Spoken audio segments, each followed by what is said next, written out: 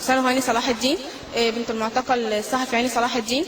والدي دلوقتي اديله 2 بالظبط معتقل. النقابه ما بتعملش معاه اي حاجه خالص، ومش حتى النقيب وعدنا بكذا وعد وما عملش اي حاجه. وهو دلوقتي احنا كمان قدمنا كذا طلب لان هو تعبان، ودلوقتي عنده ورم بجوار المثانه وعايز يتعالج منه، ومحدش اهتم بيه خالص. ودوه المستشفى عمل تحليلات وفي الاخر ما عملش عمليات يعني وكده.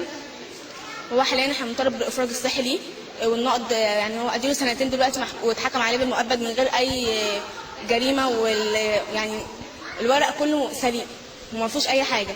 هو دلوقتي النقد بتاعه بيوم الخميس القادم واحنا بنطالب ليه بالافراج الصحي يعني.